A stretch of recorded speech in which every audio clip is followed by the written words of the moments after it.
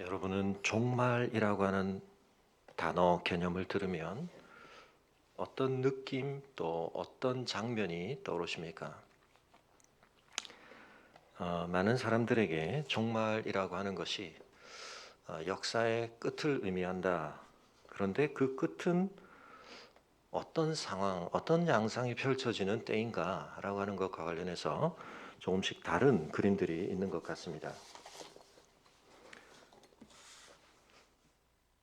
기독교 교리에 특별히 종말과 관련해서 많은 사람들의 입장을 나눠놓는 개념이 있는데 천년설에 대한 것입니다. 요한계시록을 하면서 제가 좀 말씀을 드렸지만 사실은 천년설이라고 하는 것은 성경 자체에 있어서 그렇게 중요하게 강조되거나 부각되는 개념은 아닌데 계시록에 등장하는 표현들을 우리가 어떻게 해석하려고 하는가와 관련해서 사실은 굉장히 좀 다른 주장, 다른 그림들이 제시되고 있는 것은 사실입니다. 저희 교회가 속한 교단, 고신교단의 신학교가 처음 세워질 때 가장 대표적인 신학자가 세 분 계셨는데 이 세 분의 신학자가 그 천년설에 관련해서는 조금씩 다 입장이 다르셨습니다. 새 천년설을 각기 다르게 품고 계셨습니다.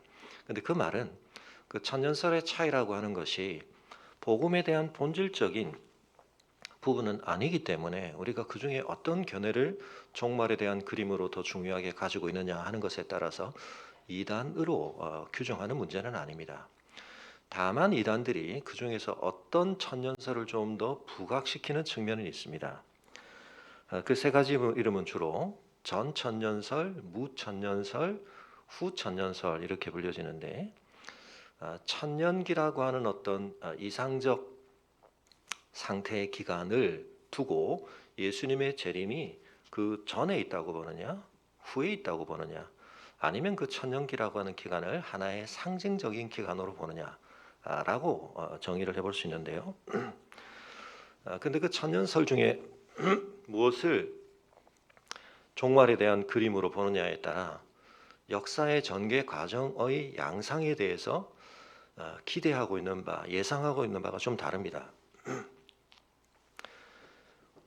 전 천년설의 경우는 이 세상의 상태가 갈수록 악화되고 안 좋아진다라고 일반적으로 말씀드릴 수 있겠습니다. 혼란이 가중되어지고 특별히 그리스도인들의 입장에서 굉장한 억압과 박해와 핍박, 고난, 순교까지를 각오해야 할 힘든 상황이 펼쳐진다. 여러분도 오랜풋하게 기억해 보실 때 맞아, 성경이 우리 역사의 마지막에 대해서 그런 그림을 제시하고 그렇기 때문에 우리에게 경고하기도 하고 뭔가 말씀하시는 내용들이 있었던 것 같아. 그런 것들이 떠오르시죠? 근데 또 후천년설을 주장하는 분들이 계십니다. 이분들은 이 땅에 있는 교회가 종말을 향해 갈수록 그리스도의 통치를 경험하면서 이 세상 속에서 완성될 하나님의 나라의 영광스러운 모습을 잘 보여줄 뿐만 아니라 그들의 섬김과 또 그들의 그리스도의 통치를 받는 사역들, 은사를 주시고 그리스도의 권능을 따라 그들이 행하는 것들을 통해서 구약시대 다윗 왕국, 솔로몬 왕국이 그랬듯이 온 세상에 있는 사람들로부터 우러러봄을 받고 이 세상 속에 정말 소중한 가치들을 증진시키고 그것들을 더 실현하는 그런 빛을 드러낸다. 그래서 후천년설을 중요하게 종말론으로 가진 사람들은 갈수록 이 세상이 뭔가 좋아진다, 발전된다. 특별히 성도들은 더 영광스러워진다. 그리고 성도들의 삶이 이 세상 속에서 갖는 의미와 중요성은 훨씬 더 커진다.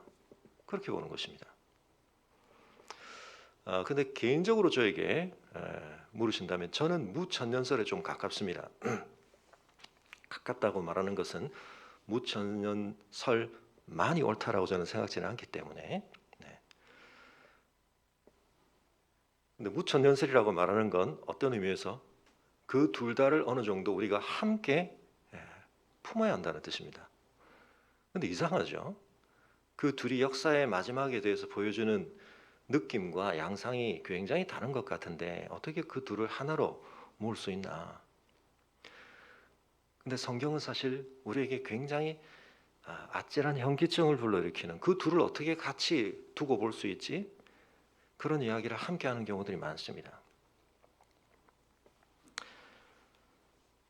이단들은 주로 전천년설에 일단 기반을 많이 둡니다. 전천년설 중에서도 세대주의적인 전천년설이라고 해서 특히 역사의 현재적인 상황과 성경 속에 있는 예언들을 굉장히 많이 일치시키면서 하나님께서 진전시켜 가시는 구원 역사를 굉장히 단절적으로 봅니다. 이게 하나의 연속성을 가지고 흘러가는 흐름이라고 보기보다는 그것을 단절적으로 보면서 그런 가운데 특별히 일어나고 있는 부정적인 측면들을 더 많이 강조하게 되는데, 그래서 지금 코로나의 상황이라든지 러시아와 지금 우크라이나의 전쟁 상황이라든지 우리에게서 나타나고 있는 자연재해적인 여러 가지 측면이라든지 이런 것들을 두고 이제 종말이 가까웠다, 이제 이런 의식들을 굉장히 많이 불러일으키는데요.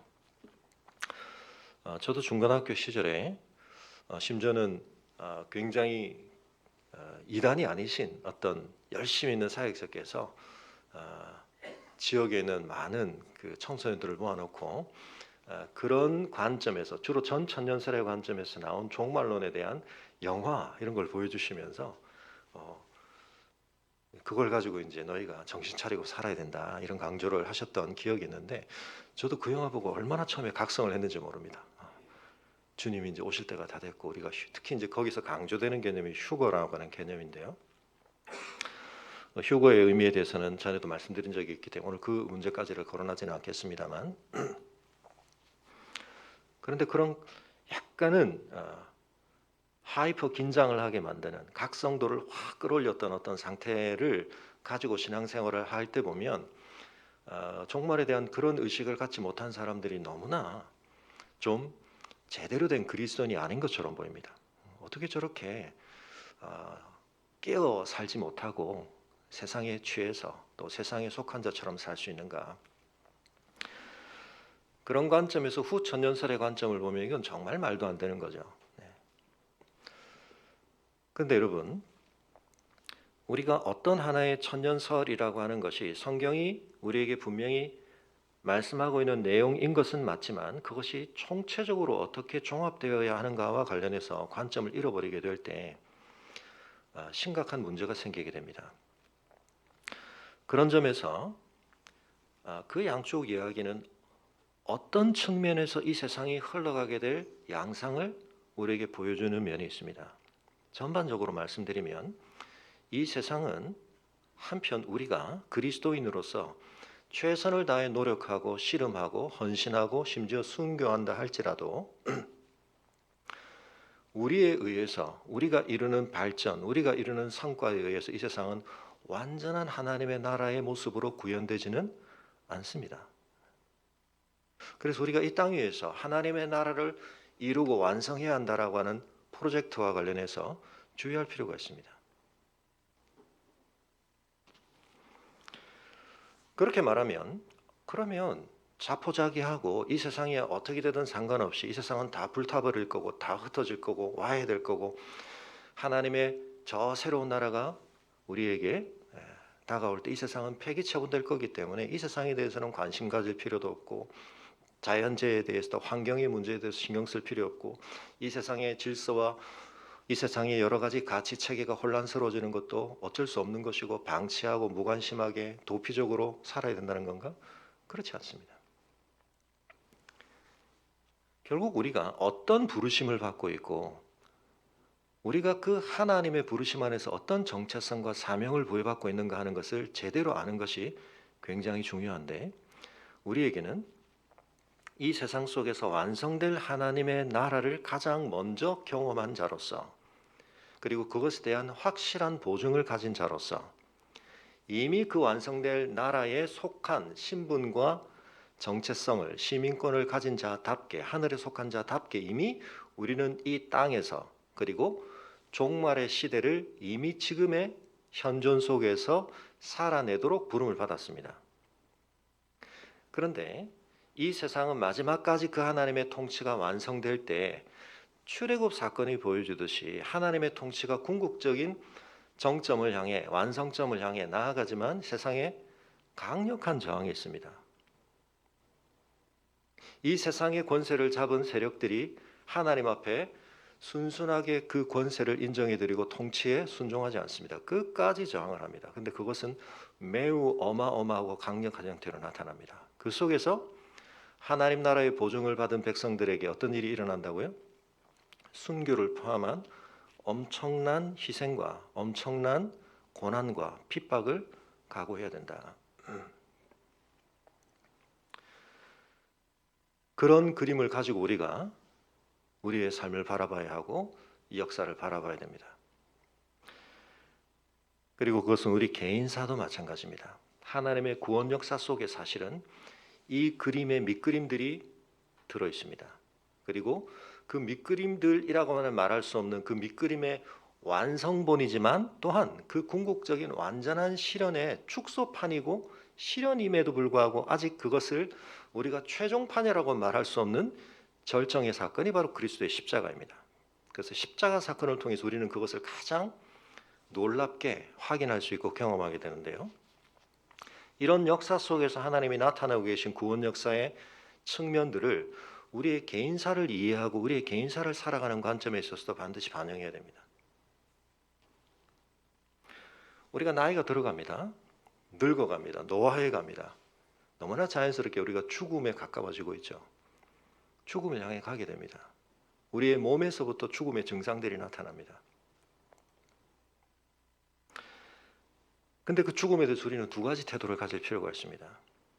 그 죽음이 엄연한 이 땅의 첫 창조 질서에 속한 우리의 삶에 대한 끝을 의미한다는 점에 있어서 그것은 우리에게 두려움이 되고 또 그것은 우리에게 이 첫 창조에 속한 우리의 삶에서 우리가 누렸던 것들과의 어떻게 보면 상실이 되고 또 여전히 역사 전체가 아직 종말을 맞이한 것은 아니기 때문에 우리와 함께 중요하게 연결되어 있던 많은 사람들과 많은 관계성과의 단절을 의미하기 때문에 그것은 우리에게 매우 고통스러운 것이 사실입니다.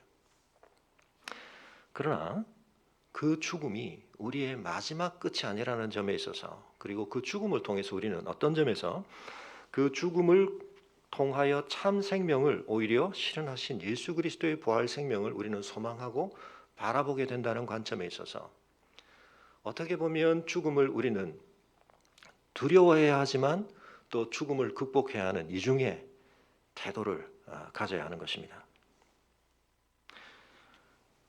역사 전체를 두고 우리 개인사를 두고 이런 약간의 이중적 태도를 말씀드리는 이유는 우리가 지금 계속 보고 있는 시편이 그런 관점으로 우리에게 시각을 조종할 것을 말씀하고 있기 때문입니다.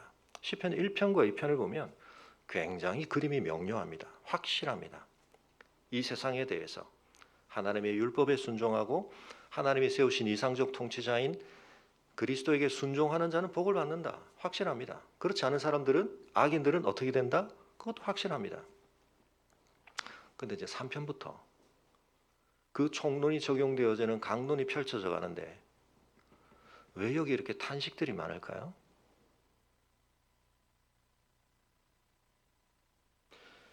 여러분 그런 점에 있어서 우리가 자칫 강론에 들어가서 미시 세계에 들어가서 거시적 관점의 진리를 놓쳐버리면 안 됩니다. 그러나 또한 우리가 총론적인 진리에 대한 확신, 총체적인 그림에 대한 선명한 대략의 방향성을 알고 있다는 것이 강론에 들어갔을 때 또 미시 세계 속의 그 미로 속에서 우리가 그 과정을 겪어갈 때 그것이 한편 무엇을 의미하는가 하는 것에 대해서도 우리가 소홀하게 생각해서는 안 됩니다.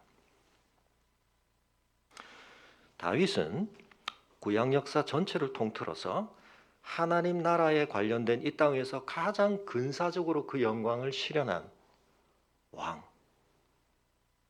외형적으로뿐만 아니라 그의 내면적이고 개인적인 삶에 있어서도 사무엘 하에 제가 다시 또 대문글에서 말씀드렸죠. 이 땅에서 하나님의 마음에 합한 사람이라고 불려졌던 그리고 하나님의 성전을 세우는 것과 관련하여 중요한 열망과 실제적인 기여를 했던 사람으로서 이 다윗의 존재는 너무나 중요하고 그래서 이 시편 전체에서 특별히 1권에는 거의 대부분이 다윗의 시로 채워져 있는데요. 이 다윗의 고백과 노래는 우리가 하나님의 나라를 어떻게 바라봐야 하는가 하는 점에 있어서 대단히 중요한 그림들을 제공하고 있는 것입니다. 단순히 지금 정서적인 표출을 하는 것이 아닙니다. 하나님 나라에 관한 중요한 그림들을 우리에게 이야기하고 있고, 그러한 하나님 나라 백성으로 우리가 이 땅을 살 때 어떤 태도를 가지고 이 과정들을 우리가 씨름해 가야 할 것인가 하는 것을 이야기해 주는 것입니다. 오늘은 두 편을 우리가 이어서 보는데요. 내가 여호와께 피하였거늘. 이것이 어떤 의미에서는 굉장히 중요한 다윗의 삶의 지향성입니다. 여호와께 피한다. 근데 우리에게는 피한다는 말이 굉장히 좀 소극적이고 부정적으로 느껴지죠. 왜 피해? 직면을 하고 씨름을 하고 극복을 해야지. 그게 무엇이 됐든 누군가에게로 피한다? 무언가에게로 숨는다? 그 사람은 뭔가 아직 자기 완결적인 자기 삶에 대한 온전한 뭔가를 제대로 구비하지 못한 사람이라는 인상을 받습니다. 근데 여러분, 궁극적인 것과 관련하여서 우리가 그렇지 않은 것에 대해서 부여하고 있거나 그것에 결부되어 우리에게 파악되고 있는 개념들을 잘 조절할 필요가 있습니다.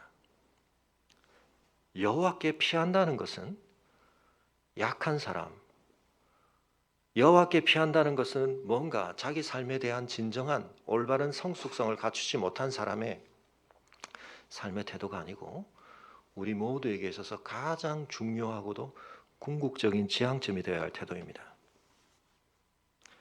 바로 이어서 그러한 다윗의 태도에 대해서 다른 대안을 제시하는 목소리가 등장합니다. 내 영혼에게 새같이 네 산으로 도망하라 하면 어찌민가. 이런 말을 하는 사람이 다윗의 대적인지, 그렇다고 한다면 이 말은 조롱이 될 것입니다. 아니면 다윗을 어떤 의미에서는 진심으로 염려하거나 걱정하는 친구들의 조언인지 해석하기 쉽지는 않습니다. 그런데 지금 여호와께 피하려고 하는 다윗에게 다른 대안을 제시하는 겁니다. 정신 차려. 네 현실을 지금 제대로 직시하고 네 현실에서 지금 네가 제대로 대응하고 반응하는 방식은 뭐냐면 산으로 도망가는 거야. 그때는 다윗을 새처럼 지금 취급을 하고 있는데 사냥을 당할 위험에 직면한 새가 어디로 가야 숨을 곳이 많고 어디로 가야 좀 더 안전이 상대적으로 좀 더 보장이 되는가? 산으로 도망가라는 것입니다. 구체적인 상황이 좀 더 제시가 됩니다. 악인이 활을 당기고 화살을 시위에 먹이며 마음이 바른 자를 어두운 데서 쏘려 하는도다. 여러분, 화살이라고 하는 것이 고대 세계에서 무기로서 갖는 위력을 우리가 좀 생각해 보려면 지금 뭐 우크라이나에서 들려오는 이야기들 중에 스나이퍼, 저격수들이 있죠. 아주 먼 거리에서 대상을 향해서 조준을 하고 총을 쏘는, 그래서 뭐 러시아의 뭐 유력한 장군들이 그런 저격수들에 의해서 죽임을 당하고 그런 것들이 사기를 굉장히 또 떨어뜨리고 이런 얘기들을 듣고 있는데요. 여러분, 먼 거리에서 날아오는 화살, 이건 어떤 의미에서 내가 대응할 수 있는 여지를 굉장히 줄여주는데, 그런데 그 화살을 쏘는 존재가 지금 숨어 있다. 어두운 데서 쏜다는 것은 나에게 있어서 그 대상이 파악되지 않는 위치, 상태에 있다는 것이죠. 그러니까 어디서 화살이 날아온 줄 모르는 겁니다. 저격수들이 저격하는 지점을 잡을 때 그렇게 잡죠. 가까운 데 있지 않습니다. 그리고 은폐된 곳에 있습니다. 거기다가 지금 그 화살은 이미 화살 시위에 화살이 올라가 있다. 당겨져 있다. 우리가 다윗의 인생을 보면서 그는 초기에 사울에 의해서, 그리고 훗날에는 압살롬을 통해서, 우리가 이번 주에 압살롬의 반역을 봤습니다만 사울도 그렇고 압살롬도 그렇고 여러분 얼마나 한편은 다윗이 대항하기에는 어려운 대상들인지, 주도 면밀하고 강력한 힘을 가지고 치밀하게 계획하고 동원 가능한 모든 수단들을 다 끌어모아서 다윗을 공격합니다.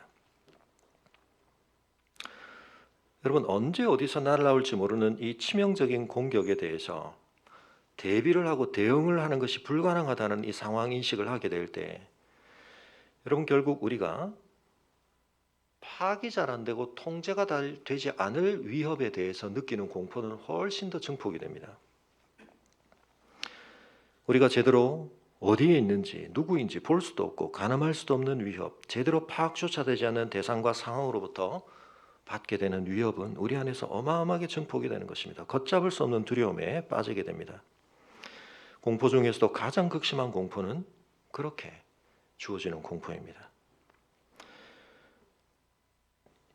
지금 그런 상황에 있는데, 바꿔 말하자면 지금 예루살렘을 떠나야 된다. 산으로 도망가야 된다. 좀 대통령 직무를 어디서 해야 되느냐를 가지고 여러 가지 논란이 있습니다만, 유사시에 결국 이제 가장 중요한 의사결정 당사자들이 보호를 받아야 되기 때문에 이제 벙커라든지 우리가 이제 유사시의 상황을 대비할 수 있는 여건을 굉장히 중요하게 생각을 합니다만, 지금의 상황을 놓고 보면 다윗이 예루살렘 성전에 있는 건 너무나 타겟으로 저격수들에 의해서 집중 공격을 받기 좋은 것이죠. 그러니까 산으로 가야 된다. 나무가 우거져 있고 동굴도 있고 바위도 있고 숨을 수 있는 곳, 적이 자기를 잘 파악할 수 없는 곳으로 숨어야 된다는 것. 한편 생각은 너무나 당연한 제안입니다. 근데 여러분, 우리 삶에서 우리가 누구로부터 어떤 수준의 조언과 제안을 받고 거기에 반응하는가 잘 생각해야 됩니다. 대적들의 조롱이 아니라면 어쩌면 이 말을 지금 다윗 곁에서 하고 있는 사람들은 동기에 있어서는 적어도 진실할지 모릅니다. 근데 여러분, 동기가 그렇다 할지라도 그들이 하는 말이 우리의 삶에 궁극적으로 내가 따라야 할 지침은 되지 않을 수 있습니다. 구약의 욥의 친구들이 보여주듯이. 그리고 우리도 그런 점에서 다른 사람들에게 조언하거나 충고할 때 굉장히 주의해야 됩니다. 내 경험 수준 안에서 내가 마음의 동기는 그렇게 가지고 있지만 이 사람의 상황에 대해서 하나님이 뭐라고 말씀하시고 인도하시는가와 상관없이 내 경험을 가지고 내 판단을 가지고 조언을 했다가 여러분 그것이 하나님 앞에서 그 사람을 넘어지게 하는 것이 될 수도 있습니다. 우리가 고린도전서에 지금 보고 있죠. 주의가 필요합니다.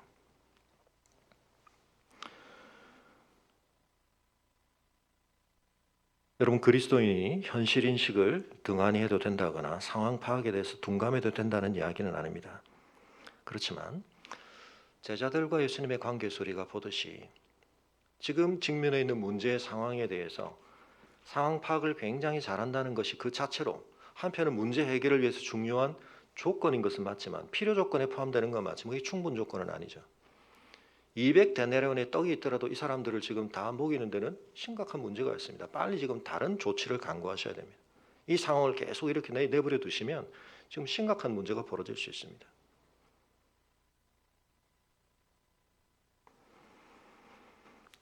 엘리사의 사환이 그랬던 것처럼 예수님 곁에 있던 베드로가 그랬던 것처럼 때로 우리는 상황 인식에 대해서 그리고 풍랑이는 뱃속에 있었던 제자들이 그랬던 것처럼 주님 지금 뭐하고 계십니까?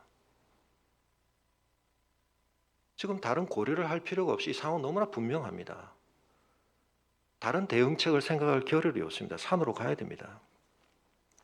근데 여러분 그러다 보면 우리 삶의 이야기가 산으로 가게 되어 있습니다.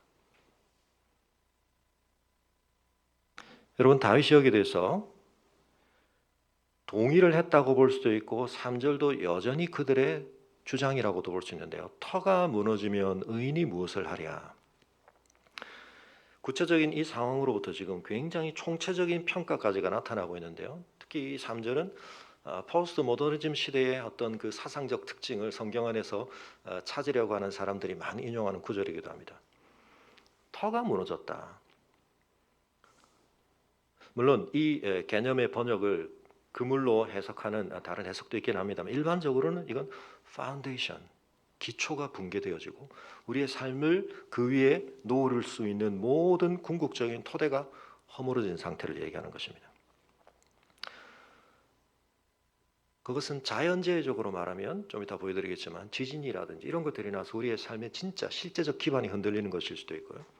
또는 하나의 우리의 삶을 지탱한다고 우리가 중요하게 여기고 있는 하나의 시스템이 붕괴되는 것일 수 있습니다. 법 질서 체계가 무너진다든지 금융 시스템이 붕괴된다든지 의료 체계가 붕괴된다든지 우리가 지금 이렇게 되면 우리의 삶을 정상적으로 가동하는 데 있어서 굉장히 중요하게 기반에서 작동되고 있던 뭔가들이 제대로 작동되지 못하고 허물어지게 될 때 우리가 당연히 전제하고 예상하던 일들이 가능하지 않게 됩니다. 그럼 엄청난 혼란이 초래되게 됩니다.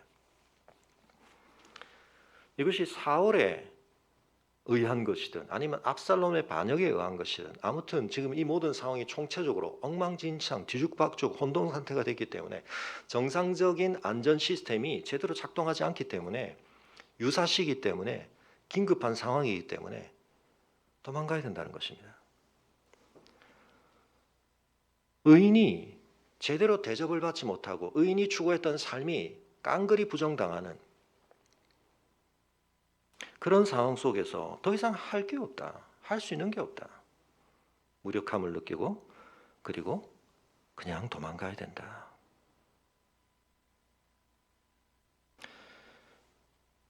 여러분, 우리의 삶이 때때로 이런 위기의식을 갖게 되는 어려움에 부딪힐 수가 있습니다. 얼마 전에 지금 일본에서 지진이 7.23 정도 되는 지진이 나서 저도 이정욱 집사님께 문자도 보내고 그랬었는데요.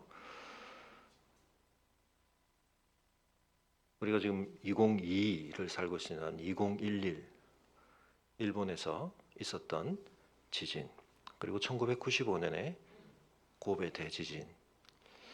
여러분, 그 지진의 상황들이 어떤 것이었나 잠깐만 보여드리겠습니다. 화면을.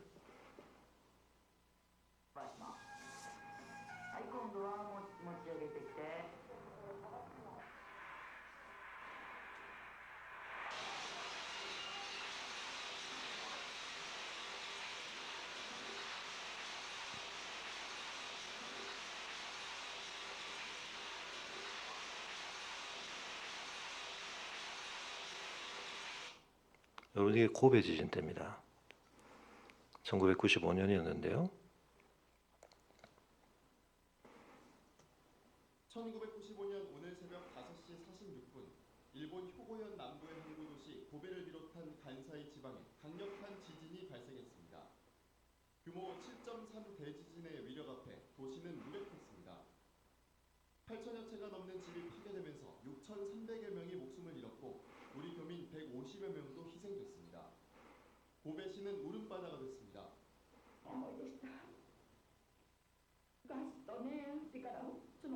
家が潰れたね、埃が吸うてたもんで、もうここで死ぬか思いましたわ。 일본의 자긍심이라던 최첨단 방진 공법도 속수무책이었습니다. 시원하게 뻗어있던 고속도로는 통째로 들어놓아버렸고. 네, 근데 이 지진은 도심을 더 가까이에서 진동시켰기 때문에 그렇게 됐는데요. 2011년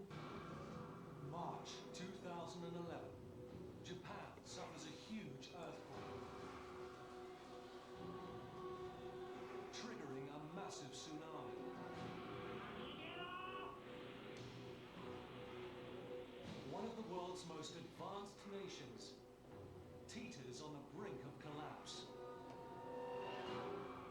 This is a minute-by-minute account of events with eyewitness videos. 네, 그래서 유튜브에 보시면 그런 그때 당시의 영상들 굉장히 참 참혹한 영상들이 많은데 NHK에서 그 당시에 다양하게 찍혔던 화면에 의도치 않게 포착되었던 사람들, 근데 그 중에 이제 생존자들의 상황을 재구성해서 보여주는 다큐멘터리, 그리고 이제 이게 어떻게 왜 그렇게 일본이 지진에 대해서 그토록 잘 준비가 되어 있음에도 불구하고 유례없는 9.0의 지진이 나자, 그리고 이 쓰나미가 덮치자 사람들이 이렇게 희생이 컸나. 많은 예측을 하고 있었지만 그 예측을 넘어버렸습니다. 그래서 평야지대 같은 경우에는 보통 한 1km 전방까지 물이 흘러올 거라고 생각했는데 아까 헬리콥터에서 잡은 화면 보이시지만 이게 한 3, 4배 더 왔는데 그 지역에서는 쓰나미 경보가 잘 울리지도 않고, 그래서 거기서는 보통 많은 경우에 훈련을 하는데 경보가 울리면 바로 산으로 올라간다는 거, 가장 높은 지대로.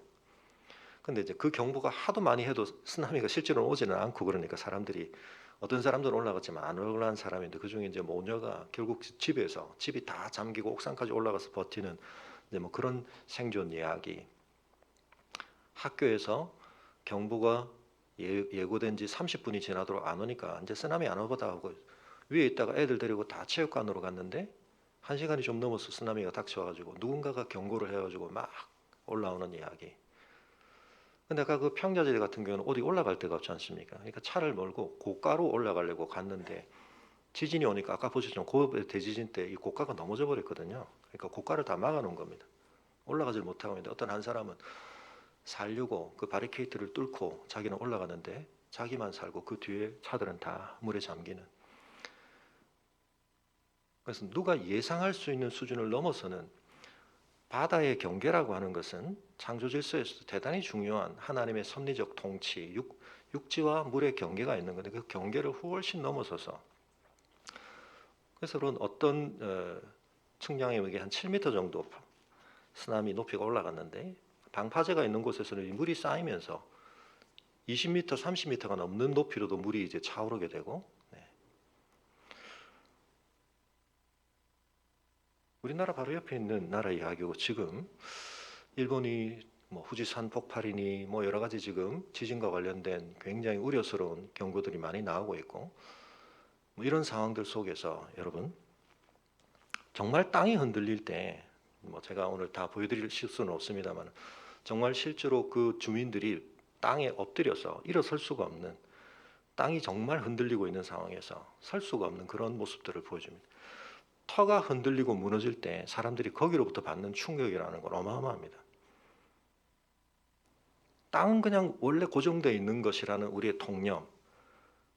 땅 위에서 우리는 삶을 산다라고 생각을 하는데 그 터가 흔들릴 때 그게 뭘 가져다 주는가. 그 충격은 이루 말할 수가 없는 것입니다. 그래서 이 트라우마를 겪은 사람들이 그것을 극복하는 데 어떤 어려움을 겪는가. 생존자들의 그러한 인터뷰들도 있고 한데요. 근데 여러분 꼭 지진을 경험해야만 그렇게 되는 건 아닙니다.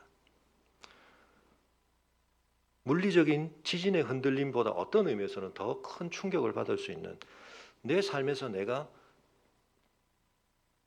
문제 삼지 않고 있었던 안전망이 허물어질 때 갑작스러운 내 건강에 위험 신호를 받게 될 때 내 미래에 대한 전망들이 갑자기 어두워지게 될 때 중요한 관계에서 심각한 균열이 발생하게 될 때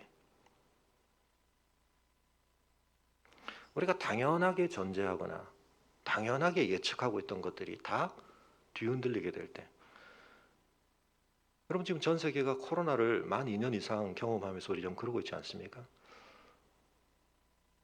이제 좀 뭔가 풀릴 거라고 생각을 했는데 오미크론의 지금 영향력 속에서 뭐 또 스텔스 오미크론이 또 작동을 한다. 그래서 우리나라 그래도 상대적으로 치명률을 많이 낮춰온 통제를 잘해왔다고 여겨졌지만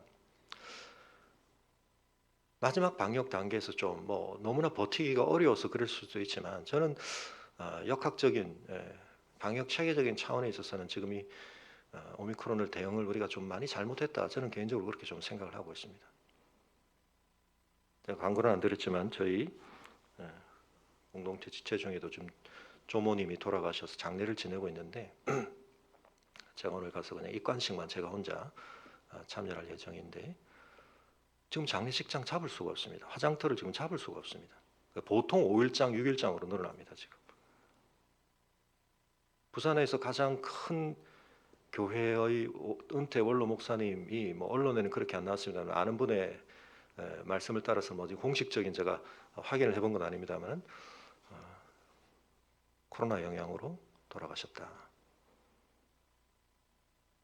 우리가 그렇게 방역을 하면서 애쓰려고 했던 게 어쨌든 우리가 다 걸린다고 다 죽는 건 아니지만 어쨌든 우리가 이로 인해서 죽는 사람들 독감보다 어쨌든 분명히 치명률이 높기 때문에 우리가 그걸 어쨌든 최대한 주의하려고 했는데 지금 이런 상황들을 우리가 지켜보면서 이게 어떻게 수습이 잘 되어야 될 건가 우려스러운 마음이 있는 것이 사실입니다. 여러분 그러다 보니까 이런 위기의식들 우리 삶에 대해서 우리가 가졌던 어떤 통제의식 우리의 삶에 대해서 우리가 가졌던 자신감 이런 것들이 막 허물어지면서 특히 지금 20대 여성 중심으로 불안 증세, 우울 증세, 그 대표적인 지수가 거기서 제일 좀 높습니다만 전반적으로 지금 굉장한 우울, 불안 이런 장애들이 굉장히 많이 보고가 되고 있고 실험들이 늘어나고 있습니다. 여러분, 이런 위기, 이런 혼돈의 시대를 우리가 살 때 어떻게 해야 될 것인가? 뭘 점검해야 될 것인가? 무엇을 확인해야 할 것인가? 그런데 여러분, 다윗이 4절에서 갑작스러운 전환을 합니다. 뭐라고 하느냐? 여호와께서는 그의 성전에 계시고 여호와의 보좌는 하늘에 있으며, 이 4절이 내 문장이라고 말할 수 있는 네 명제로 구성이 되어 있는데 앞에 두 개가 같은 걸 반복하는 것입니다. 여호와께서 그의 성전에 계시고 여호와의 보좌는 하늘에 있으며, 지금 이 위기의 상황에서 내 대적이 지금 어디에 있는지, 그가 누군지, 그가 어떤 상태인지가 지금 보이지 않지 않습니까? 활을 쏘는다라고 하는 지금 비유적인 그림 속에서 어디에서 어떻게 나를 겨냥하고 있고 어떻게 쏘는지 대적이 제대로 파악도 안 되는데, 그래서 그 불안이 너무나 큰데, 그래서 나는 지금 어디에서 어떻게 있어야 될 건가 하는 것과 관련해서 어마어마한 지금 선택의 기로에 서 있는데, 다윗이 뭐 얘기를 하느냐? 대적이 어디서 어떻게 하고 있지? 나는 어디서 뭘 해야 되지가 아니고 뭘 지금 점검하고 있습니까? 하나님이 어디에서 어떻게 하고 계시지? 하나님이 성전에 계신다. 성전에 계신다는 것은, 이것은 하나님이 언약, 여기서는 성막일 수도 있죠, 사실은. 하나님의 언약궤가 있는 곳에 하나님이 약속대로 임재하신다. 즉 하나님이 우리와 더불어 맺은 언약을 유지시키고 계시다. 모든 것이 흔들리고 있는데, 터가 무너지고 있는데, 그 위에 뭘 올려놔도 다 그것이 지탱 불가능한 이런 혼돈 상황 속에서 다윗은 뭘 체크합니까? 내가 살려면 그래도 어느 지대로 올라가야 될까? 어느 산으로 올라가야 될까? 어느 방공호로, 어느 벙커로 들어가야 될까? 그게 아니고 하나님 어디 계시지? 상황만 보면 우리가 앞서도 봤던 것처럼 어떤 결론을 쉽게 내게 되냐면, 하나님이 안 계시는구나. 하나님이 멀리 계시는구나. 그러나 성전을 딱 봤는데 하나님이 거기 계시다. 그리고는 하나님의 보좌는 또 하늘에 있다. 땅에 속한 모든 것이 흔들리고 있는데, 하늘을 보는데 거기에 하나님의 보좌는 땅에서 일어나는 이 모든 진동에도 불구하고 흔들림 없이 거기에 있다. 하나님의 보좌의 좌소를 확인하는 것은 하나님의 통치에 대한 얘기입니다. 하나님의 집무실이 있다라는 하나의 공간에 대한 묘사가 아니라 하나님의 통치의 주권이 발휘되고 있는가, 유효한가에 대한 이야기입니다. 대통령 집무실이 어딘가가 중요한 게 아니라 그곳에서 이루어져야 될 통치자의 역할이 제대로 기능을 하는가, 그게 중요한 거죠. 하나님은 거기서 뭘 하고 계시는가? 그의 눈은 인생을 통촉하시고 그의 안목이 그들을 감찰하고 계시다.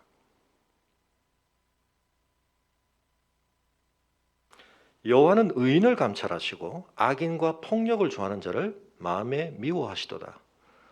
계속해서 하나님이 어디 계시지? 하나님은 뭐 하고 계시지? 하나님은 어떤 상태에 계시지? 그걸 얘기하는 겁니다.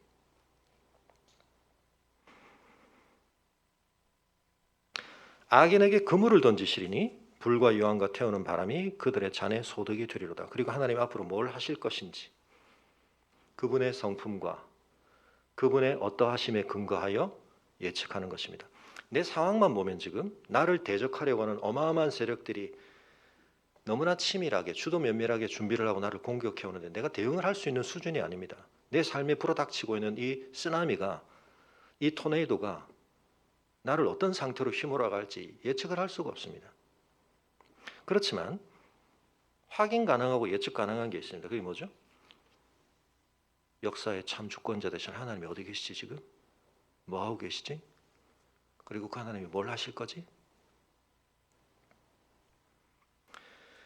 그것으로 인해 내 삶에 일어나는 이 어마어마한 터가 무너지는 진동 속에서 느끼는 두려움이 극복된다. 그 사람이 뭡니까? 하나님의 다스림을 받는 사람입니다.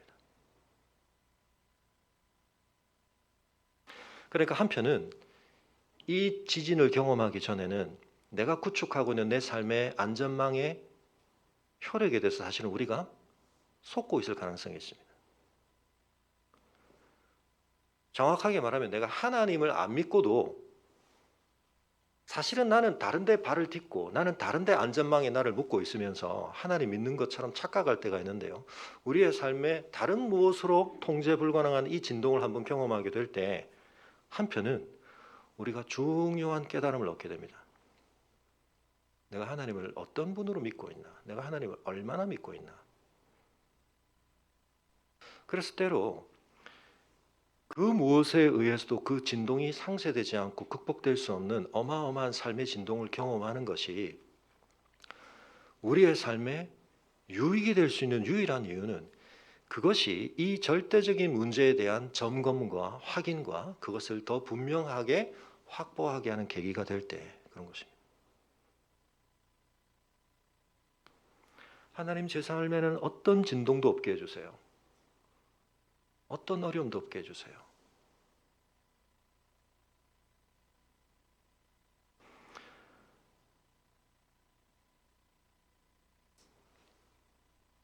그 하나님이 내 삶의 어떤 분인지를 확인할 길이 없어질 가능성이 있습니다.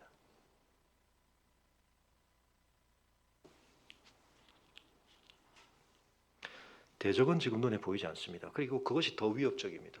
내 삶에 지금 어떤 위협이 닥칠지 하나의 뚝이 무너지면 고려하지 않고 살았던 많은 것들에 대해서도 이제 위협감이 탁 증진이 됩니다. 이것도 통제 못할 것 같고 저것도 통제 못할 것 같고 불안이 막 엄습해옵니다. 그때 한 가지를 확인해야 됩니다. 하나님 어디 계시지?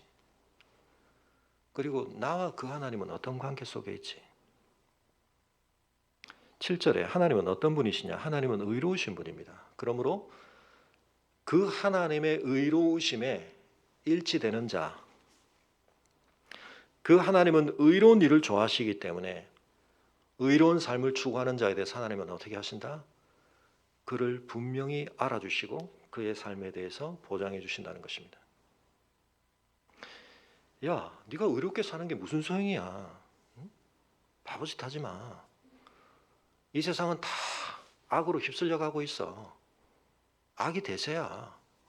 네가 의롭다고 산 삶 그거 다 헛거야. 그렇게 말하는데 하늘의 보좌에 계신 하나님은 의로운 분이시고 의로운 일을 좋아하시고 나는 그분 앞에 합당한 내 삶의 자리를 지키는데 그것 때문에 나는 훨씬 더 어마어마한 위협을 당하지만 그로 인해 나는 담대함을 가지게 되는 것입니다. 왜요? 하나님이 나를 감찰하신다. 나를 속속들이 하신다. 저격수가 스나이퍼가 나도 모르게 나를 보고 있고 나를 겨냥하고 있고 나를 향해 당긴 활시위를 다음 어느 순간이 될지 모르지만 놓을 것 같은데 여러분 그 두려움을 뭐로 상쇄시키느냐 하면 하나님이 더 높은 곳에서 하나님이 더 깊은 곳에서 다 보고 계시다는 것입니다. 악인과 폭력을 좋아하는 자, 하나님의 마음에 미움을 받는 자이기 때문에 하나님은 그들은 나에게 화살을 내가 대비할 수도 없이 나의 삶에 화살을 쏘려고 하지만 그 악인에게 그물을 던지신다.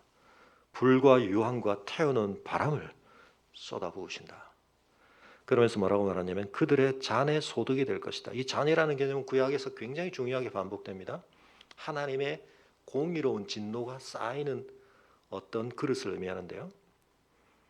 그래서 하나님은 때가 되시면 그 잔이 다 차면 그 잔을 마시게 하십니다.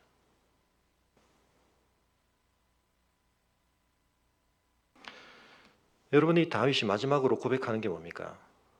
뭘 소망하고 있습니까? 무엇이 그의 삶에 중요한 위로가 되고 있고 안전의 보장이 되고 있습니까? 정직한 자, 올바른 자, 하나님 앞에 합당한 자는 그의 얼굴을 배우리로다. 우리 개혁은 이제 이렇게 하나님의 얼굴을 뵙는다로 번역을 했는데 사실은 원어적인 충실한 일반적인 해석은 여전히 하나님이 우리에게 얼굴을 향하신다는 의미이기는 한데 그것은 하나님이 우리를 보신다가 일단 더 우선적일 가능성이 있습니다. 내 대적이 어두운 곳에서 자기 정체를 드러내지 않고 나를 막 겨냥하고 보고 있다는 그 두려움, 그걸 뭘로 극복하느냐? 저 높은 곳에서 하나님이 나를 보신다. 이 상황도 다 보신다. 그러나 그것은 분명히 이런 번역적인 파생적인 의미도 분명히 가능합니다. 그 하나님이 나를 보시기 때문에 그 하나님이 나를 보시되 악인을 보시듯이 보시지 않으시죠. 악인을 향하여 공의의 진노를 쏟기 위해서 보시는 것 같은 동일한 시선으로 보지 않으시기 때문에 그 하나님이 나를 향해 얼굴빛을 비춰주신다는 것은 나도 그 하나님을 바라볼 수 있는 것이고 그리고 이미 그는 믿음으로 그 하나님을 보고 있는 거죠. 그래서 여러분 구약에서 사실은 하나님의 얼굴을 뵙는다는 것은 가능하지 않는 이야기입니다. 모세가 구약에서 하나님과 그래도 가장 가까운 의사소통을 했지만 친밀한 관계라고 일컬어졌지만 모세도 기껏 본 게 뭡니까? 하나님의 뒷모습만 봤다. 그런데 어떻게 하나님의 얼굴을 배울 거라는 이 담대한 확신을 가질 수 있는가? 여러분 여전히 이 시편 11편도 다윗이 자기의 상황에 충실한 차원에서 그의 진실한 마음과 진리에 대한 깨달음을 반영시킨 노래지만 다윗의 지평을 넘어서는 노래죠. 여러분 다윗이 경험했던 이 어마어마한 삶의 지속적인 위기 그리고 그 위기 속에서 자신은 택할 수 없는 수많은 조언들 십자가로 가시면 안 됩니다. 예루살렘으로 올라가시면 안 됩니다.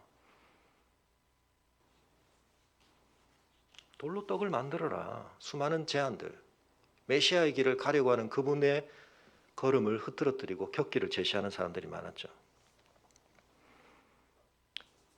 근데 여러분 주님 속에 이 확신이 계셨고 근데 놀라운 것은 주님은 이 잔을 자신이 들이키셨죠. 마지막까지. 그래서 우리는 시편을 읽을 때 이중적으로 적용을 해야 됩니다. 우리를 다윗의 위치에 두고 이것이 우리에 대한 하나님의 위로와 확신의 노래로 우리에게 또 받아들이기도 해야 되지만 한편은 앞서에서도 그랬던 것처럼 이 노래 속에서 바울이 악인을 모든 사람들에게 적용을 했듯이 사실은 이 잔을 들이켜야 될 대상이 누굽니까? 우리죠.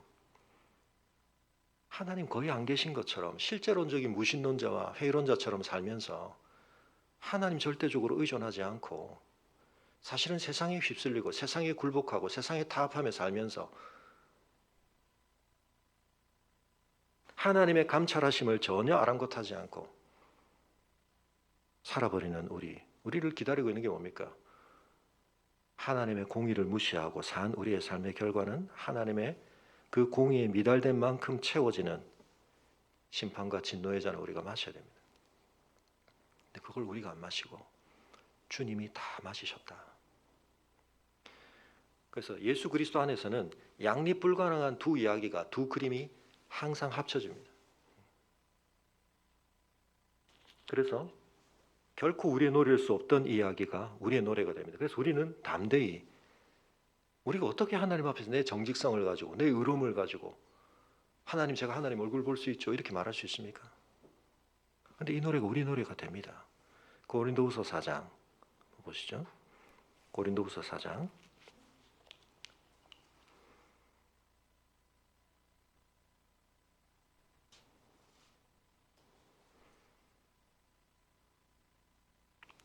우리가 받은 복음 고린도서 4장 3절부터 만일 복음이 가리었으면 망하는 자들에게 가려진 것이라 그 중에 이 세상에 신이 믿지 아니하는 자들의 마음을 혼미하게 하여 그리스도의 영광의 복음의 광채가 비치지 못하게 함이니 그리스도는 하나님의 형상이니라. 우리는 우리를 전파하는 것이 아니라 오직 그리스도 예수의 주 되신 것과 또 예수를 위하여 너희가 우리의 종된 것을 전파함이라. 6절 같이 읽습니다. 시작. 어두운데 빛이 비치라 말씀하셨던 그 하나님께서 예수 그리스도의 얼굴에 있는 하나님의 영광을 아는 빛을 우리 마음에 비추셨느니라. 태초에 천지를 창조하실 때 제일 먼저 하신 어두운 가운데서 빛을 창조하신 그 하나님의 그 빛은 이 세상의 역사 가운데서 어떻게 가장 확실하게 드러났는가? 아들을 통하여 아버지의 영광을 아는 빛을 온전히 가지신 아버지 품속에 계셨던 그 독생자만이 아버지를 진정으로 아시는데 그 아들이 오셔서 그 얼굴에 있는 모세의 얼굴에는 하나님의 뒷모습만을 봤는데도 잠시 광채가 머물렀죠.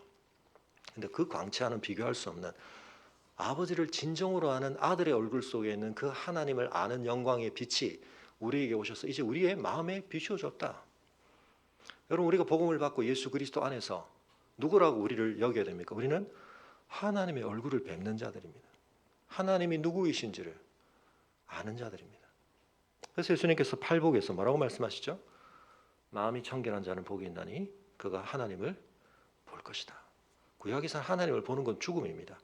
죄를 가진 우리가 거룩하신 하나님을 대면하는 것은 소멸을 당하는 죽음입니다. 그런데 이제 우리가 우리의 죄로 말미암아 우리가 하나님 앞에 받아야 했던 그 진노의 잔을 주님이 다 들이키시고 우리를 주님 안에서 의로운 자 되게 하여 주셔서 하나님의 언약 백성 되게 해 주셔서 우리는 그 하나님의 거룩하신 영광을 감히 대면할 수 있는 자, 얼굴을 볼 수 있는 자가 됐습니다. 우리가 이 보배를 질그릇에 가졌으니 이는 심히 큰 능력은 하나님께 있고 우리에게 있지 아니함을 알게 하려 함이라. 우리가 사방으로 우겨쌈을 당하여도 쌓이지 아니하며 답답한 일을 당하여도 낙심하지 아니하며 박해를 받아도 버림받지 아니하며 거꾸러뜨림을 당하여도 망하지 아니하고 우리가 항상 예수의 죽음을 몸에 짊어지면 예수의 생명이 또한 우리 몸에 나타나게 하려 함이라. 우리에게 살아있는 자가 항상 예수를 위하여 죽음에 넘겨지면 예수의 생명이 또한 우리를 죽을 육체에 나타나게 하려 함이라. 질그릇 속에 보배가 들어있는데 우리의 질그릇이 낡아져서 금가고 깨어지는 것이 한편은 우리에게는 굉장히 서글프고 어떤 의미에서는 고통스럽고 그것은 또 한편 우리에게 굉장히 힘겨운 시름이지만 그 속에서 뭐가 점점 나타납니까? 우리 안에 있던 보배의 빛이, 보배의 가치가 우리에게 그리고 우리의 삶을 지켜보는 모든 사람들에게 나타난다.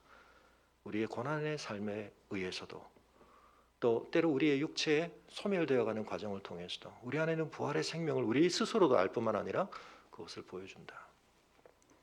다윗의 고난을 통해서 우리는 어떤 빛을 봅니까? 아니 하나님이 기름 부으신 사람의 삶에 왜 이렇게 고난이 많나?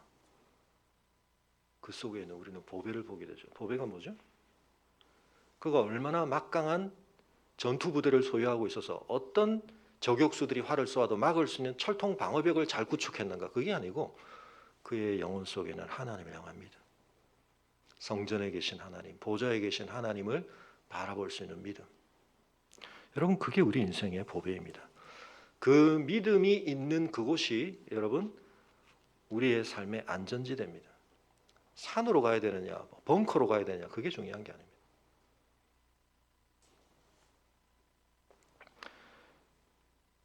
여러분 12장은 11편과 어떤 주제적인 연속성이 있냐면 이 세상이 어마어마하게 혼돈스럽다는 가치관을 공유합니다. 여호와여 도우소서 경건한 자가 끊어지며 충실한 자들이 인생 중에 없어지나이다. 이 세상이 왜 이렇게 흘러가나 경건한 자, 충실한 자들을 찾아볼 수가 없다. 세상에서 그들이 설 곳이 없고 그들은 점점 소멸되어 가는데 마지막에 8절의 마지막 수미상관적으로 대조를 이룹니다. 비열함이 인생 중에 높임을 받은 때에 악인들이 곳곳에서 날뛰는도다.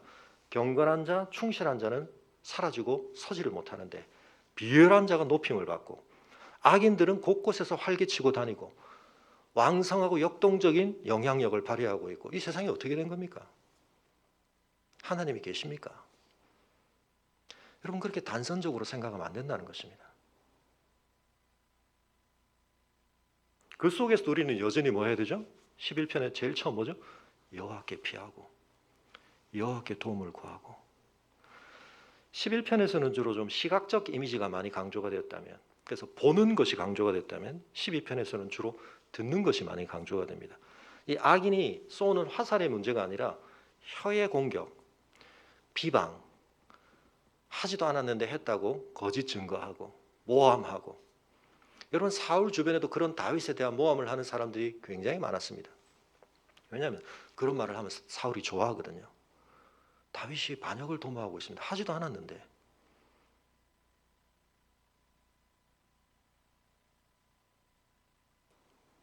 사울이 다윗을 죽이고 싶은 마음에 대해 정당성을 제공해 주는 거죠. 전 죽일 놈 맞습니다. 배은망덕한 놈입니다. 거짓을 말하며 아첨하는 입술과 두 마음으로 말하는도다. 11편에서는 어떤 마음이요? 정직한 마음, 나뉘어지지 않은 마음. 근데 여기서 지금 악인들의 마음의 상태는 두 마음, 나뉘어진 마음, 한결같지 않은 마음, 한 입으로 두말하는 마음.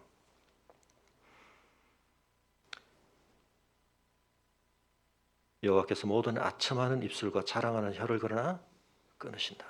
여러분, 그런 말의 공격을 당해보고 나를 둘러싼 모든 관계 속에서 내가 어쩌다 보니까 완전히 어떤 모함이나 비방을 받아서 그런 입장에 한번 처해놓고만 하면 그런 살고 싶지 않습니다. 내가 아무리 뭐라고 말해도 내 정당성이, 내 옳음이 입증되지 않는 그런 상황. 그런데 하나님이 그 아첨하는 입술과 자랑하는 혀를 끊으신다.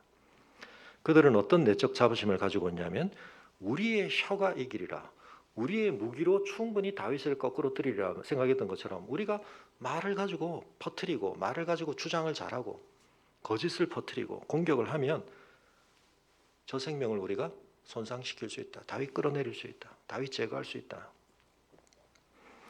우리 입술은 우리의 것이니 우리를 주관할 자 누구리요? 우리를 다스릴 자 아무도 없고 나는 내 뜻대로 산다. 내 말하고 싶은 대로 말하고. 그런데 하나님은 뭐라고 말씀하시는가? 저격수가 어디에 숨어 있는가가 중요한 게 아니고 그 위치가 파악 안 되는 게 우리의 삶의 위협이 아니고 하나님이 어디 계신지를 모르는 게 우리의 삶의 궁극적인 문제인 것처럼 그들이 무슨 소리를 하는가가 중요한 게 아니고 그 속에서 하나님이 뭐라고 말씀하시는 분이지? 가련한 자들의 눌림과 궁핍한 자들의 탄식으로 말미암아 내가 일어나 그가 원하는 안전한 지대에 두리라고 말씀하시는 분이다. 하나님은 그렇게 말씀하시는 분이구나. 가련하게 눌리는 자, 궁핍한 자들의 탄식, 이 악인들에 의해서는 어디에도 들려지지 않도록 덮여지고 가리워진 이 소리들을 하나님은 예민하게 들으시고 거기에 응답하시고. 그래서 여호와의 얼굴이 11편에서 중요했다면 12편에서는 여호와의 말씀이 중요합니다. 순결하며 흑도가니에 7번 단련한 은 같도다. 여러분, 사람의 말이 막 은쟁반에 구르는 구슬 같은 소리를 내도 그 말이 얼마나 거짓되고 그 말이 얼마나 추악하고 그 말이 얼마나 우리를 죽음에 이르게 하는 독을 가진 것인지 모릅니다. 그런데 하나님의 말씀은 7번 단련한 은보다도 더 순전하고 맑고 깨끗하고 진리가 가진 가치이자 힘이죠. 여호와여 그들을 지키사 이 세대로부터 영원까지 보존하시리다. 11편도 12편도 이 세상이 너무나 막무가내로 뒤죽박죽이 되고 혼돈스럽고 그 속에서 의인은 공격을 당하고 위기에 처해 있는데 어떻게 극복합니까? 하나님의 얼굴을 구하고 하나님의 말씀을 구하면서. 여러분이 하나님의 얼굴이라는 것과 관련해서 우리가 사실은 좀 이해를 할 필요가 있는데요.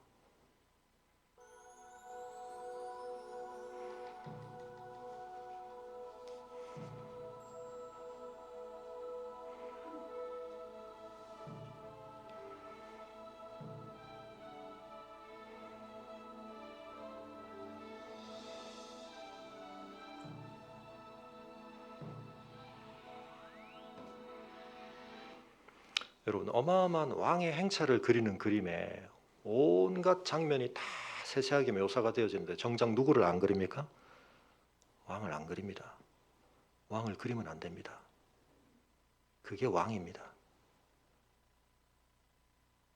여러분, 그래서 저도 지난번에 우리 이규창 집사님 신방 한번 갔다가 전주에 경기전에 유일하게 그 어진, 태조 어진이 있죠. 물론 이제 보통 때는 여기 올라와 있다가 가끔씩 내려와서 하는데 그 어진을 어떻게 그리는지 아시죠?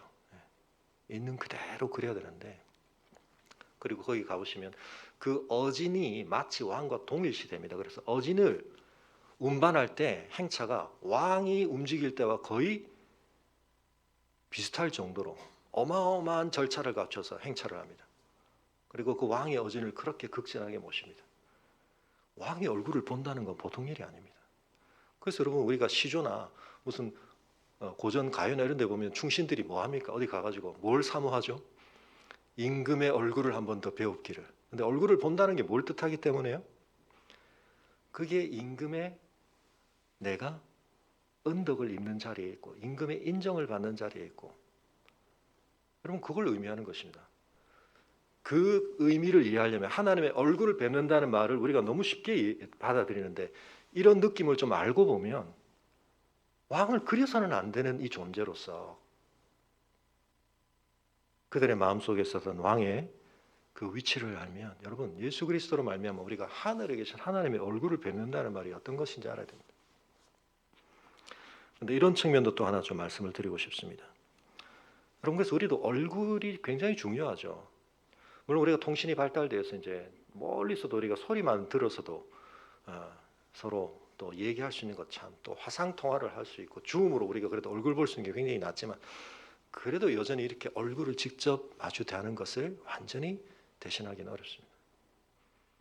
그래서 저도 가끔 이제 이렇게 중요한 좀 상담 요청이나 또 긴급한 상황에서는 제가 달려갑니다. 가서 얼굴을 마주보고 앉아야지. 어떤 건 전화로 얘기가 가능하지만, 물론 코로나 상황 때문에 굉장히 병원 신방이라든지 지금 환자 신방 이런 것들도 오히려 굉장히 주저돼서 못하고 있습니다만, 어떨 땐 제가 갑니다. 멀리까지 갑니다. 가서 만나야 되는 이유는 뭐냐면, 얼굴을 대하고 만났을 때라야 여러분 그게 뭔가 진정한 우리의 관계성의 그 본질이 거기 담기는 거거든요.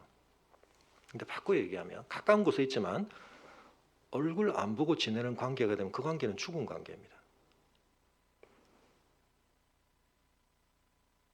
부부로 살면서도 마찬가지입니다. 그래서 나프엔 박사가 이렇게 오랫동안 부부 싸우는 모습을 다 보고 나니까 사실 부부 싸움의 내용, 컨텐츠는 중요한 게 아니더라. 이혼의 예치 문제가 아니더라. 싸우는 방식이 문제더라. 그런 결론을 내린 게 바로 이런 부부를 보면 알 수 있죠. 싸우는 거 하나하나는 정말 사소한 건데 그 방식이 아주 안 좋은 지름으로 가는 이혼으로 하는 지름길의 방식만 다 네 가지 다 쓰니까 굉장히 힘들었을 거예요. 관계가 정말 나쁜, 아주 많이 병들어 있는 상태죠. 이렇게 싸우게 되면 서로 이제 싸움의 초점이 어디로 가냐면 당신이 틀리고 내가 옳다. 내가 잘났고 너가 못났다. 그러니까 두 분이 지금 똑같이 그 방법을 쓰는 거거든요. 근데 옳고 싶으세요? 행복하고 싶으세요? 그렇죠. 그러면 맞습니다. 누가 더 옳고 배우자의 항복을 받으면 행복할까요? 빼셔야 되고 눈을 마주 보시고 2분 동안 아무 말씀도 하지 마시고 눈만 같이 봐주세요.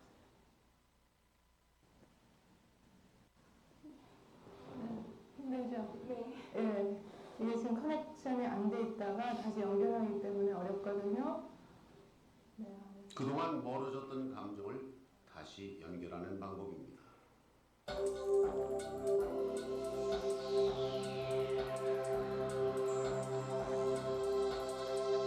어떤 부부였길래 그런가? 그러니까 이혼하자는 소리를 거의 입에 달고 살아요. 맨날. 나랑 살기 진짜 싫으면 불행하게 살는 것보다 차라리 각자의 길을 가는 게 낫다고 생각을 하는 거죠. 그냥 정말 이혼하고 싶은데 정말 애들을 만약에 다 맡겨놓고 저 혼자 나온다 그러면 저도 못 사는 것 같아요. 그래서 저도 페인이 될 것 같고, 아니면 정말 자살을 버릴 수도 있을 것 같고. 내 아는 남자들은 내 이렇게 사는 거면 왜 그러고 사니 그래요. 정말 속이 많이 상하고요. 살고 싶지 않은 마음이 문득문득 들고. 관계가 극도로 나빠진 이 부부들은 최후의 방법으로 상담 치료를 받아보기로 했습니다.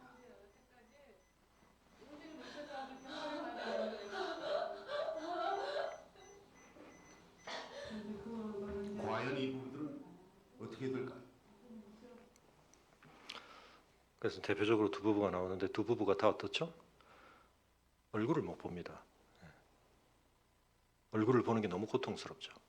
2분 동안 얼굴 보고 있으라고 그러는데 얼굴을 돌릴 수밖에 없습니다. 관계가 단절돼 있을 때 그 관계의 상호작용을 통해서 좋은 것들이 주고받아지는 게 아니라, 이 가트맨 박사라고 하는 사람이 이제 한 35년에 걸쳐서 한 3,600상 이상의 부부들을 관찰 실험 비슷한 환경에서 이제 조사를 하죠. 그래가지고 소통 방식에 있어서 찾아낸 게 이 네 가지 방식을 쓰면 반드시 이혼으로 가더라, 파경으로 가더라. 94% 이상의 확률로 예측 가능한 인자를 찾았다. 물론 그건 이제 상관관계죠, 상관관계.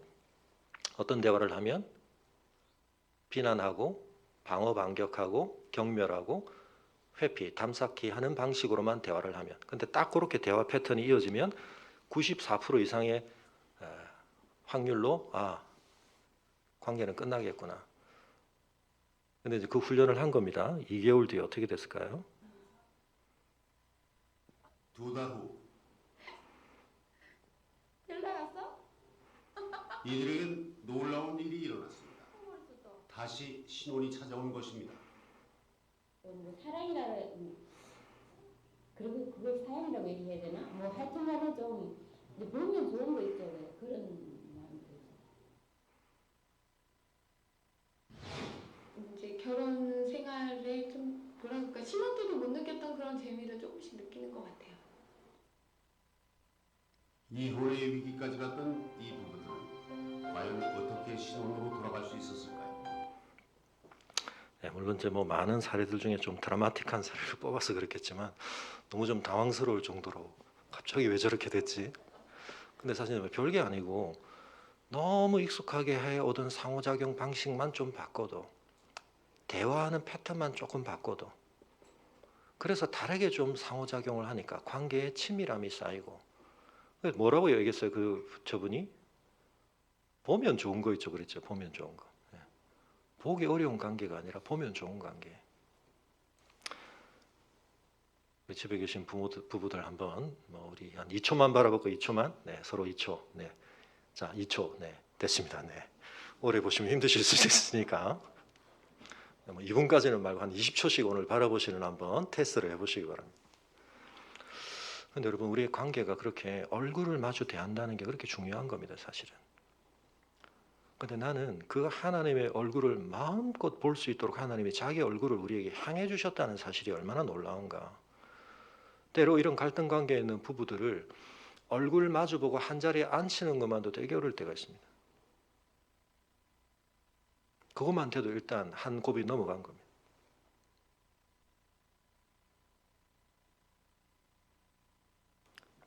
싸워도 좋고 욕을 해도 좋으니까 내 앞에서 두 사람 일단 만나자. 그게 일단 되면 한 곱이 넘어간 거예요. 얼굴과 얼굴을 적어도 근거리에서 볼 수 있을 때. 근데 여러분 우리가 하나님과 얼굴을 대할 수 없는 상태에 있었던 존재입니다. 우리가 하나님의 얼굴을 어떻게 봅니까 우리가? 근데 우리가 그 하나님의 얼굴을 예수 그리스도로 말미암아 그분이 우리에게 진노하시고 우리에게 심판을 부으시는 하나님이 아니라 우리를 아버지로서 대해 주시는 그 얼굴 빛으로 우리가 그분을 만날 수 있도록 그리스도가 우리의 잔을 다 들이키시고 우리의 모든 대적과 원수의 위협으로부터 그 안전지대로 하나님의 성소가 있는 곳이 아니고 여러분 뭐죠? 우리 자체가 성전이 되도록 우리를 불러주셨다. 이 영광스러운 확신을 우리가 가지게 될 때 우리의 삶에 우리 인생에 어떤 파도와 어떤 쓰나미와 어떤 토네이도가 불어닥쳐도 여러분 우리는 이미 하나님의 성전으로서 내 존재가 하나님의 임재가 있는 곳이고 하나님의 얼굴을 대할 수 있는 삶의 자리를 나에게 주셨다는 사실.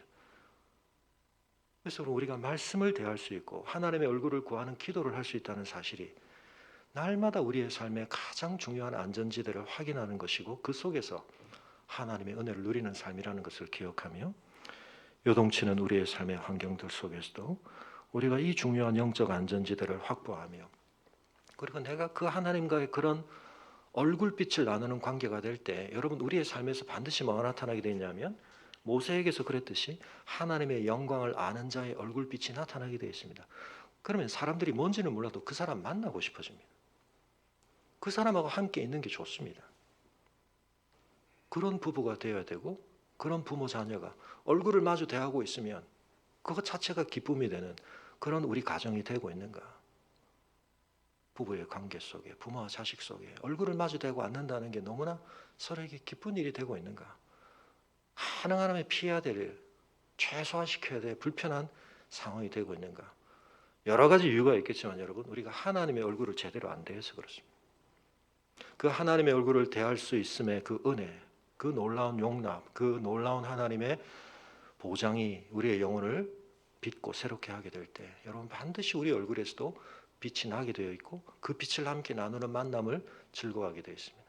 우리 성도 간에 지금 우리가 그런 얼굴빛을 함께 나누는 관계를 못 누리는 안타까움이 있습니다만, 그 안타까움을 우리가 잘 축적해냈다가 코로나가 끝나고 나면 우리 뜰 모임을 다시 회복할 때 우리가 그런 얼굴로 서로를 대하는 공동체가 되고, 그런 은혜를 우리가 함께 나누는 공동체로서 우리가 이 세상 속에서 사람들이 의에 대해서 낙심하고 포기하고 선을 행하다가 오히려 굴복해버리고 타협해버리고 휩쓸려가는 이 세상 속에서, 여전히 비열한 자가 높아지고 악인들이 활개치고 다니는 듯 보이는 세상 속에서도 우리가 거기에 물들지 않고 하나님 앞에 올바른 자, 정직한 자, 두 마음을 품지 않고 하나님 앞에 합당한 진리의 삶을 살아가는 우리가 될 수 있기를 바랍니다. 우리 함께 자리에서 일어나겠습니다.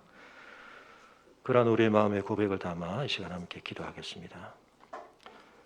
하나님, 우리가 다른 어디를 살피고 다른 무엇을 점검하기 전에 하나님이 어디에 계신지, 하나님이 무엇이라 말씀하시는지, 우리가 하나님의 얼굴을 보며 하나님의 말씀을 듣는 이 가장 중요한 우리의 삶의 점검, 이 가장 중요한 영적 안전지대를 확보하고 확인하는 삶, 그리고 그 속에서 누리는 그 담대함, 그 안정감을 가지고 우리의 가정을 모든 터가 무너지는 이 세상 속에서 견고한 진리의 터 위에, 사랑의 터 위에 세워가는 우리의 가정 되게 해주시고 우리의 공동체 되게 하여 주셔서 혼란스러워지는 이 세상 속에서 하나님의 진리를, 하나님의 나라의 소중한 가치들을 지켜가는 우리가 되게 하여 주옵소서. 같이 기도하겠습니다.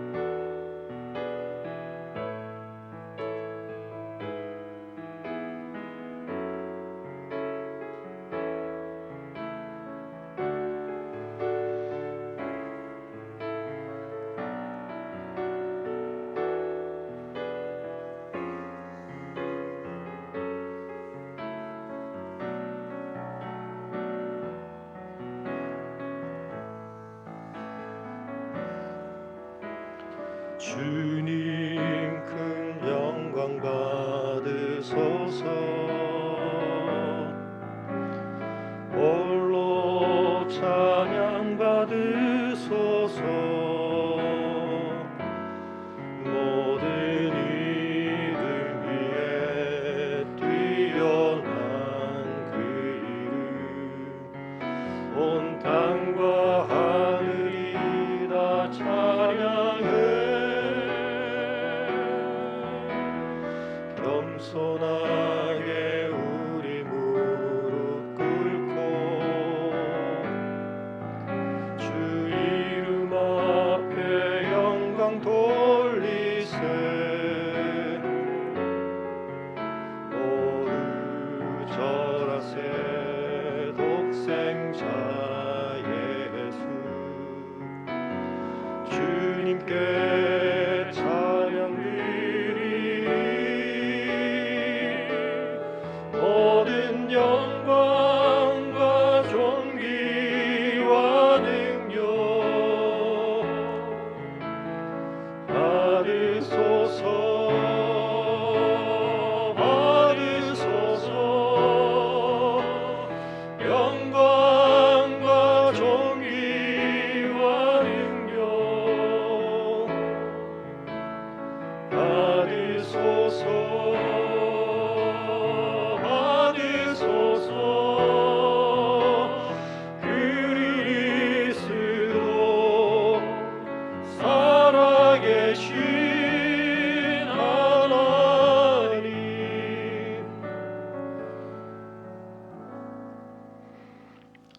저희 생명의 근원이 되시며 삶의 주인과 주권자가 되신 아버지 하나님, 하나님께서 저희의 삶에 허락하여 누리게 하신 그 어떤 것으로도 돈과 지식과 명예와 그 어떤 자원으로도 우리의 삶을 송두리째 뒤흔드는, 우리의 삶을